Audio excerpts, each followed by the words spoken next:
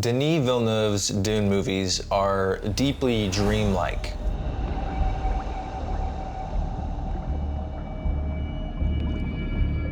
Dreams are one of the major subjects touched on in both Part 1 and Part 2, with Part 1 beginning with the phrase, "Dreams are messages from the deep."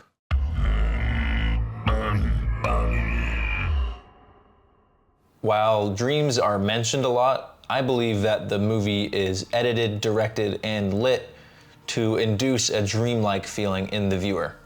One thing I love about the Dune movies is the creative choices with lighting and storytelling, and specifically how lighting is used to induce this dreamlike transition in a few places in the movies.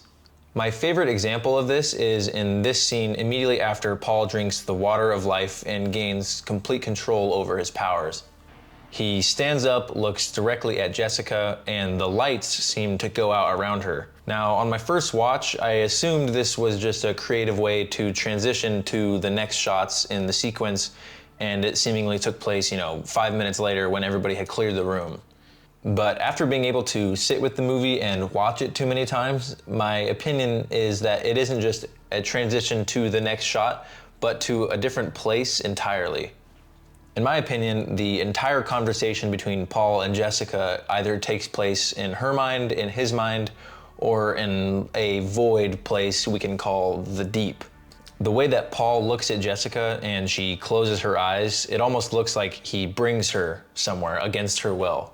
We saw a similar thing happen in Dune Part 1 in the Gom Jabbar scene, where the Reverend Mother uses the voice on Paul, he involuntarily closes his eyes, the lights go out, and he is under her control. So I'm thinking that Paul, now that he has drank the water of life and is the Kwisatz Haderach, sort of has elevated powers, and he is able to use the voice without actually speaking, and he's able to sort of shift back and forth from reality to the deep.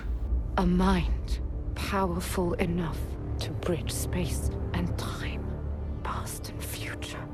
So I'm curious if you think I'm reaching too much, or if you agree with me in that this specific scene sort of just takes place within their mind. I love the way that it's lit during their conversation too. It's like everything around them is dark and there's sort of like a spotlight just on them. It feels very dreamlike, feels like nightmarish, especially considering the context of what Paul figured out about his heritage.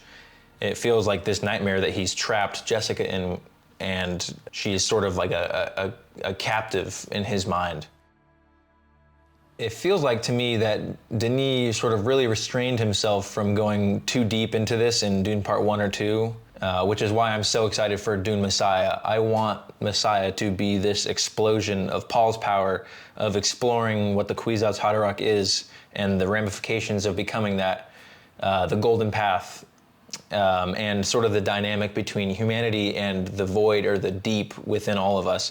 I think that's what I love so much about Dune, and Joe Walker, the editor, has mentioned this in interviews before about how Dune is very brainstemmy. It's unlike any other movie or story in that it sort of calls to that deeper part of you, and a lot of the cinematography and the way it's edited and lit sort of reinforces that and makes you feel a bit uncomfortable. It's a little bit nightmarish, a little bit dreamlike, which is what I love so much about Dune, and what I want way more of in Dune Messiah is that deep and that very human place where Paul goes and where few people dare go.